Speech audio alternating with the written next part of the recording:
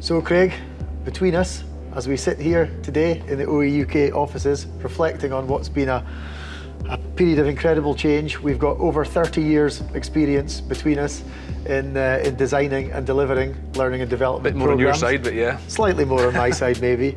But I suppose, so much has changed, and we'll cover some of that just now, but some things have maintained their position right at the core of our DNA, of what we do, the way we do it, what we insist on the outcome including. But the overarching feeling I have is that if we compare the business back then to the business of today, we're talking about two very different environments. I reflect on a journey where public courses, lots of people turning up, often in taxis and buses together, to come and go through standard 2, 3, 4, 5 day training courses. It just doesn't happen anymore for us, does it? We look at things from a very different perspective.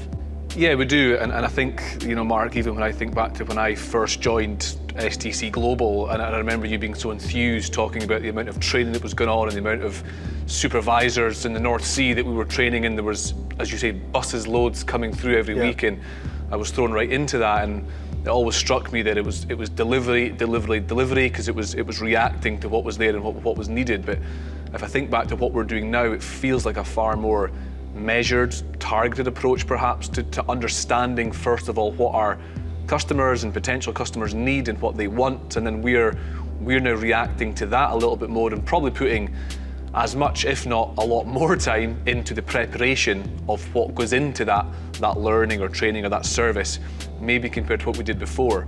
And of course what that then does is not only shape that session or that program a little bit better for the individuals, but it also means that the output surely is more beneficial to them, but also the organisations that they represent. And that's really important that benefit is met, I think, at both sides, not just for the individual, but also for the organisations as well.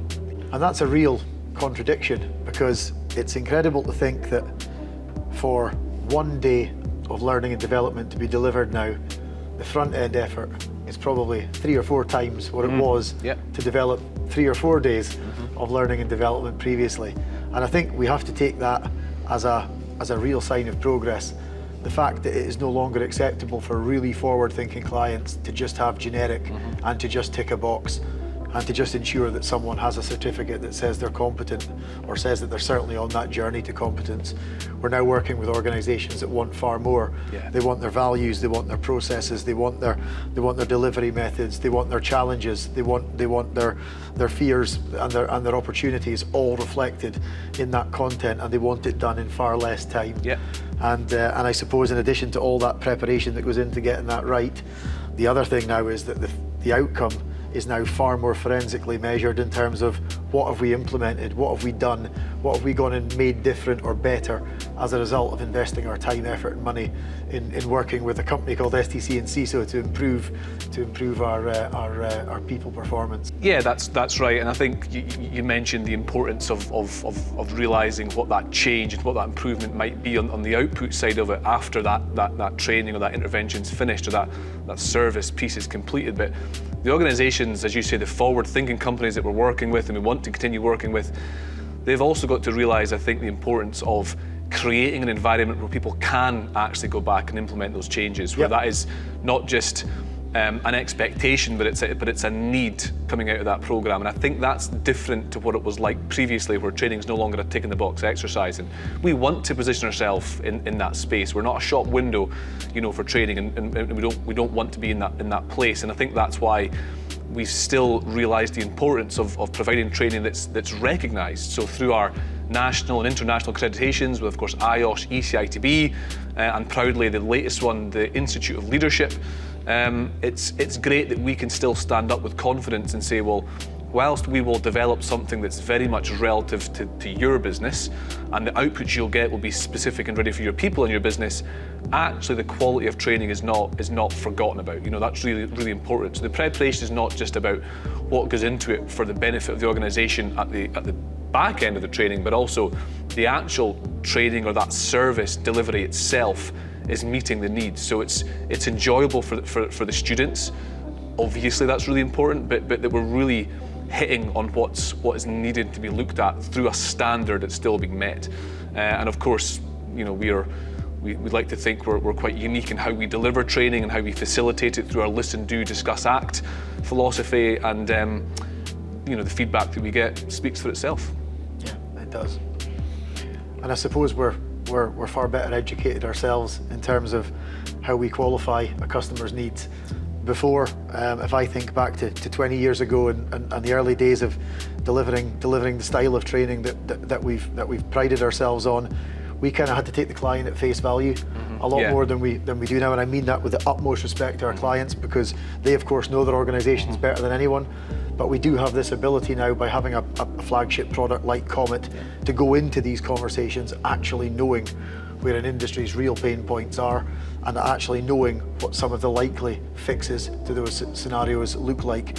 And if you think of, our product COMET, you think of it revealing root causation around communication in particular, around training and competence, of course, at its back end, but also around the myriad of software issues that are embedded in a client's management system and its operating environment. We've now got real insight into what those issues are, even before the client comes and knocks on our door. And that's given us a lot more confidence and the opportunity to be a lot more assertive, I suppose, in how we suggest a client should pivot, certain aspects of its learning and development strategy, to make sure that it's not just putting a sticky plaster over something, but it's embedding stuff that's actually going to have a long-term impact. Yeah, I completely agree, and we're not going to bore or the watchers or listeners by talking about all of the services that are there, but we now know that we've got a very bound target of 6 key services that we specialise in now. And if we take even one as an example, our Elevate, ILM approved Leadership and Management Academy for high potential leaders and managers. Well, when you look at COMET, for example, as you've introduced, then you look at a big part of that is the management and the organisational systems that are so key to learning and understanding what improvements may need to come from whatever's led to that issue in the first place. So that as a service complements COMET perfectly. And I could list 2 or 3 others quite easily that do the same as well. So I think us having an understanding that services that we've got tie so well into our COMET as one of our key products, I think is perfect for us going forward. It makes it a lot easier to diagnose potential issues in organisations, but also guide and offer that guidance as to where probably they will get benefit from, because what we've also got the benefit from is working with other organisations and understanding what learnings come from that as well. So we can almost act as that conduit of best practice, whereas organisations that are purely focused on themselves may not see that bigger picture, and we can add that. Yeah, for sure. I think looking ahead now, I suppose, to looking back, we know what's the same, we know what's different, we know what the last 10 years in particular has meant in terms of the amount of time we get, the environments that we get to train in, the content that we deliver, the types of approaches to delivering that content, what's different. The next 10 years is going to be fascinating, and that brings a huge technology capability with it. And in that technology capability, we've begun to unearth some real gems in terms of the ability to understand, even at an industry level now, where the most effort in the services arena is needed. AI has come into our world, and come into our world in a big way. We can now understand, through all of the unstructured data that organisations possess, where they're having issues that maybe they haven't even seen. And then I suppose the other big change is the one around workforce engagement and how people are motivated to want to be part of an organisation's journey. And I suppose our biggest step in recent times into that has been HOP. Yeah.